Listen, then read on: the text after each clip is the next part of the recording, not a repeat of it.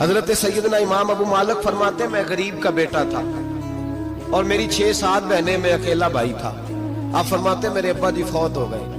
میری امی پکڑ کے مجھے ایک دھوبی کی دکان پہ لے گئی، کہنے لگی اسے کپڑے دھونے کا طریقہ بتا دے، سلیقہ سمجھا دے، یہ بھی ایک چھوٹی سی لانڈری کی دکان کھول لے گا، میری بیٹیوں کا پیٹ پالے گا۔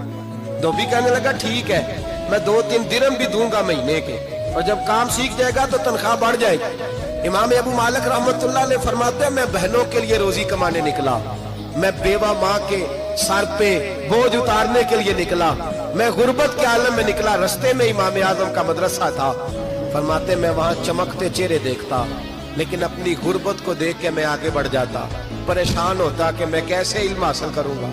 آپ فرماتے امام صاحب مجھے اکثر دیکھتے، ایک دن امام اعظم باہر نکلے، مجھے کھڑے ہوئے دیکھا تو قریب بلایا، سینے سے لگایا، ماتھا چوما، کیا نام ہے؟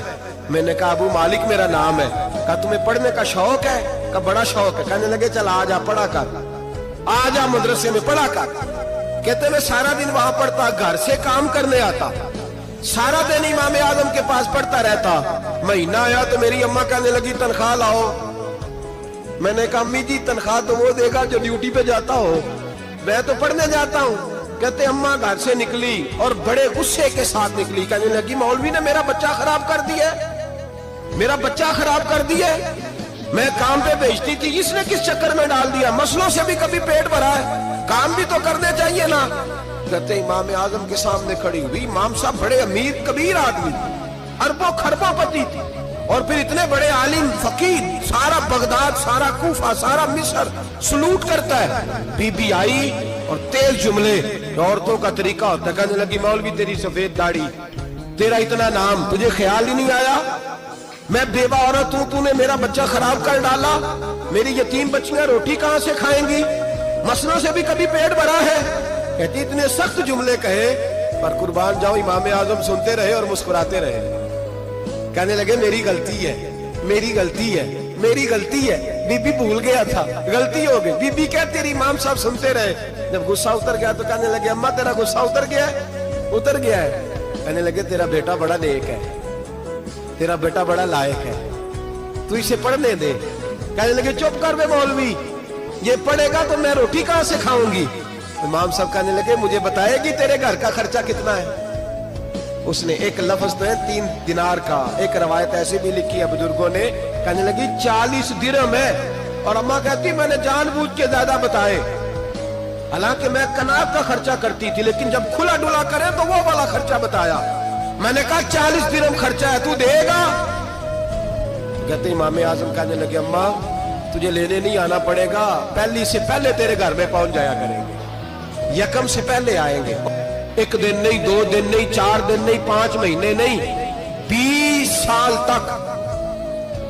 کہنا آسان، بولنا آسان، سننا آسان، 20 سال تک امام ابو مالک کے گھر میں خرچہ دیتے رہے، وہ پڑھتے رہے۔ اماں کہنے لگی تو میرے بیٹے کو لگا تو لیا ہے تو پڑھ کے بنے گا کیا؟ حضرت امام اعظم فرمانے لگے بادشاہوں کے تخت پر بیٹھ کر بادشاہوں کے ساتھ کھانے کھایا کرے گا، ان کے ساتھ بیٹھ کے حلوہ کھائے گا، وقت آئے گا تو دیکھے گی۔ کہتے ہیں میرے امام انتقال کر گئے، وقت بیت گیا، ہارون رشید نے مجھے بلایا بغداد میں اور کہا میں آپ کو چیف جسٹس بنانے لگا ہوں۔ کہتے ہیں میں خوشی سے سجدے کرنے لگا، میں چیف جسٹس بنا۔ میں نے اپنی اماں کو خط لکھا کہ اماں بغداد آ جا، تیرے بیٹے کو اللہ نے بڑی شان عطا کر دی ہے۔ فرماتے ہیں ہارون رشید کی بیوی بڑی اولیاء کی، علماء کی بڑی فرما بردار تھی، محبت کرنے والی تھی، اس نے حلوہ بنا کے بھیجا، کھانا بنا کے بھیجا۔ ہارون رشید تخت پہ بیٹھ کے کھانے لگا تو کہنے لگا امام صاحب آپ بھی یہیں آ جائیں میرے ساتھ۔ کہتے ایک کونے میں وہ بیٹھ گیا، ایک میں بیٹھ گیا، بیچ میں کھانا رکھ لیا۔ اتنی دیر میں میری اماں بھی پہنچ گئی، 2 لقمے کھائے تھے کہ اماں آ گئی۔ جب اماں نے مجھے تخت پہ بیٹھے دیکھا، ایک یتیم، ایک لاوارث، ایک بن باپ کا بچہ، وہ کل تک جو بہنوں کے لیے 4 دینار نہیں لا سکتا تھا، تخت پہ بیٹھ کے جب روٹی کھاتے دیکھا تو اماں تڑپ گئی، روئی، چیخیں ماری۔ میں نے کہا اماں کیا ہوا؟ کہنے لگی بیٹا مجھے تیرا استاد یاد آ گیا ہے، اس نے کئی سال پہلے کہا تھا اسے دین کا علم پڑھنے دے، اسے فقیر بننے دے، یہ بہت آگے جائے گا۔ دیکھ آج اللہ نے تجھے کتنی شان عطا کی ہے، کہا بیٹا یہ کمال تیرا نہیں، یہ امام اعظم ابو حنیفہ کا کمال ہے۔